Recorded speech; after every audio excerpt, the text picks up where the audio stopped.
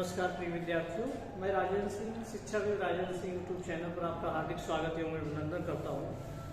आज हम वेदांत दर्शन में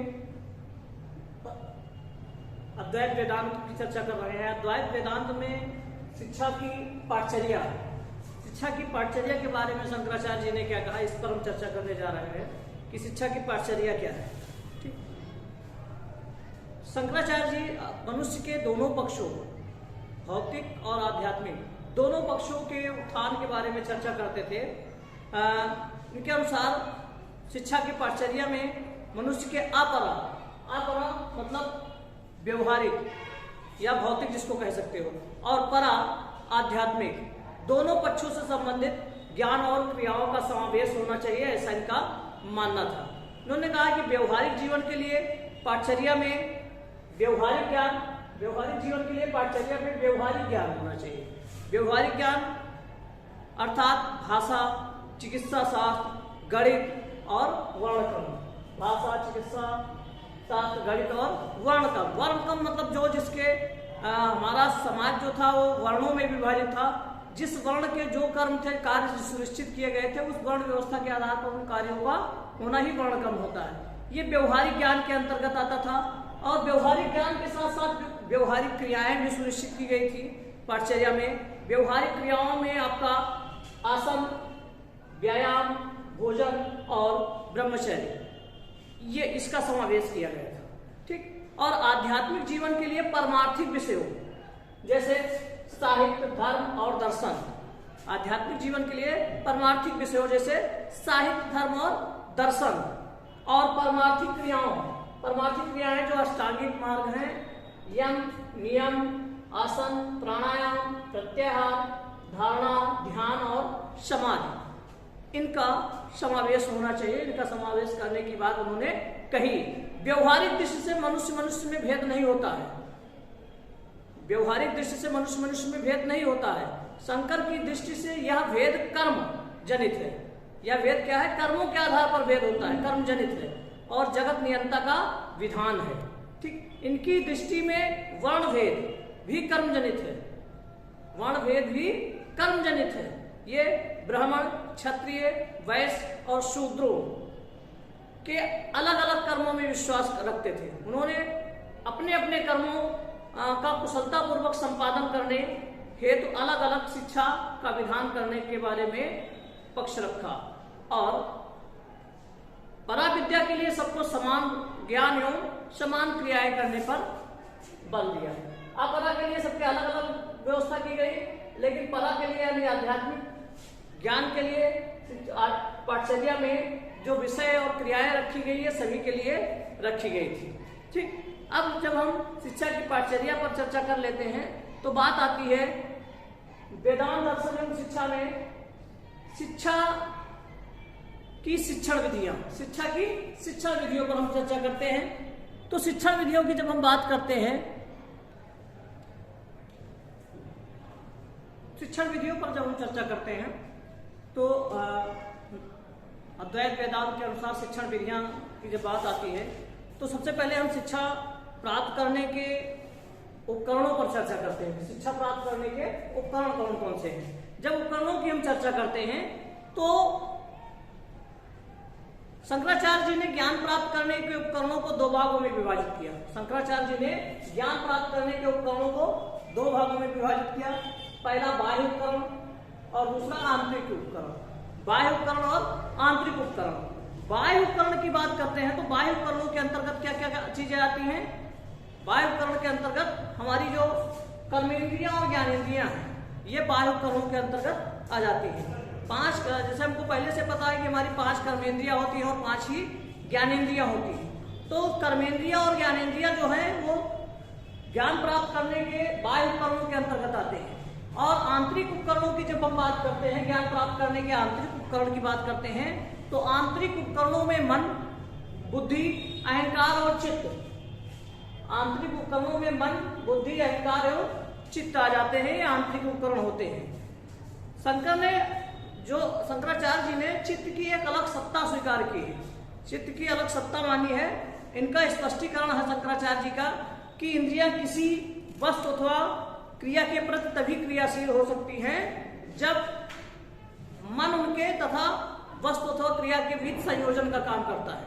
जो हमारा मन है ये उनके इंद्रियों और क्रिया के बीच में संयोजन का कार्य जब करता है तभी वो क्रियाशील हो सकती है। बुद्धि क्या करती है? बुद्धि इसमें काट छाट करती है और उसे अहम से जोड़ती है और अहम से ज्ञान अथवा क्रिया चित्त पर अंकित होती है और चित्त से आत्मा को प्राप्त होती है। इस तरह से फिर ज्ञान प्राप्त करने के स्रोत की चर्चा करते हैं। ज्ञान प्राप्त करने के स्रोत शंकराचार्य जी ने 4 स्रोत माने हैं ज्ञान प्राप्त करने के। मुख्य रूप से 4 स्रोत माने हैं। पहला आपका प्रत्यक्ष, दूसरा अनुमान, तीसरा शब्द और चौथा आपका तर्क आ जाता है। 4 स्रोत माने हैं ज्ञान प्राप्त करने के: प्रत्यक्ष, अनुमान, शब्द और तर्क। अगर प्रत्यक्ष की बात करें तो इंद्रिय प्रत्यक्ष को यह तब स्वीकार नहीं करते जब तक वह आत्मा द्वारा प्रत्यक्ष नहीं होता। इंद्रिय प्रत्यक्ष को ये तब तक स्वीकार नहीं करते जब तक वो आत्मा द्वारा प्रत्यक्ष नहीं हो जाता।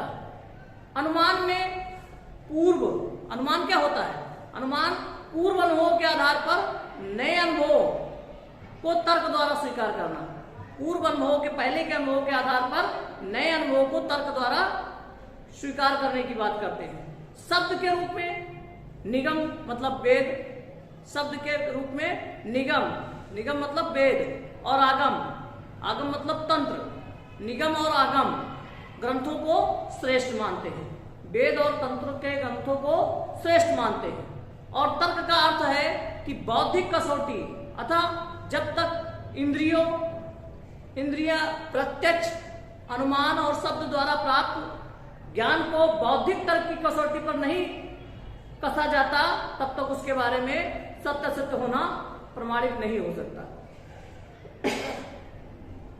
कुल मिलाकर कि इंद्रिय प्रत्यक्ष ज्ञान को तब तक नहीं स्वीकार किया जाएगा जब तक उसे तर्क की कसौटी पर कस न लिया जाए।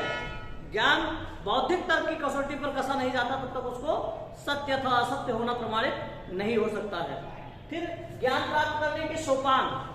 जब ज्ञान प्राप्त करने के सोपान की बात करते हैं, ज्ञान प्राप्त के सोपान, तो ज्ञान प्राप्त के 3 सोपान शंकराचार्य जी ने बताए: श्रवण, मनन और निध्यासन। 3 सोपान बताए ज्ञान प्राप्त करने के: श्रवण, मनन और निध्यासन। श्रवण मतलब वेद, पुराण, ब्राह्मण, अरण्यक, उपनिषद और गीता आदि ग्रंथों का गुरुमुख द्वारा श्रवण या उनका स्वाध्याय, गुरुओं के द्वारा, गुरुओं के मुखों से उनका सुनना। कौन कौन से? वेद, ब्राह्मण, अरण्यक, उपनिषद और गीता आदि ग्रंथों का गुरुओं के मुख द्वारा श्रवण या स्वाध्याय। उससे अध्याय ये क्या? ये श्रवण होता है। ठीक। मनन की बात की जाती है तो मनन क्या है? श्रवण अथवा अध्ययन द्वारा, श्रवण अथवा अध्ययन द्वारा प्राप्त ज्ञान पर चिंतन करना। श्रवण अथवा अध्ययन द्वारा, स्वाध्याय द्वारा प्राप्त ज्ञान पर चिंतन करना। ठीक। और निध्यासन क्या होता है? निध्यासन की जब हम बात करते हैं, प्राप्त ज्ञान का नित्य चिंतन एवं प्रयोग। जो भी ज्ञान मिला है, जो भी ज्ञान हमको प्राप्त हुआ है, उस पर हम चिंतन करें। सबसे पहले ज्ञान को अपने गुरुओं के मुख से या स्वाध्याय के माध्यम से सुने, फिर उस पर चिंतन करें और फिर चिंतन के बाद जो हमको ज्ञान प्राप्त हुआ है उसको अपने व्यवहार में, उसको अपने आचरण में प्रयोग करें। ये श्रवण, मनन और निध्यासन की चीजें हो गई। ठीक। आप कह सकते हो कि शंकराचार्य जी इंद्रियों द्वारा प्रत्यक्ष ज्ञान की बात करते थे और इंद्रियों द्वारा प्रत्यक्ष ज्ञान का पूर्व ज्ञान के आधार पर अनुमान लगाने की बात करते थे।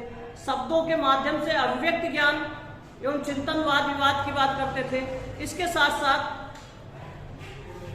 प्राप्त ज्ञान का नित्य प्रयोग करने पर जोर देते थे कि हम तब तक सही से हमने कुछ नहीं सीखा जब तक हम सुन भी लें, हम उस पर मनन भी कर लें, लेकिन जब तक उसको हम अपने व्यवहार में लागू नहीं करेंगे तब तक वो ज्ञान, सीखा हुआ ज्ञान नहीं माना जाता है।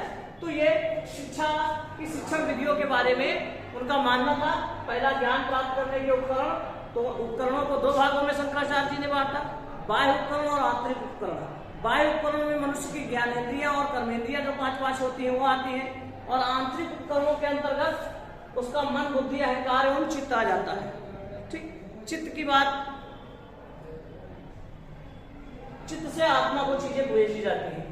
फिर ज्ञान प्राप्त करने के स्रोत में प्रत्यक्ष, अनुमान, शब्द और तर्क, ये 4 स्रोत उन्होंने बताए। और ज्ञान प्राप्त करने के सोपान में श्रवण, मनन और निध्यासन को ज्ञान प्राप्त करने के सोपानों के अंतर्गत रखा गया।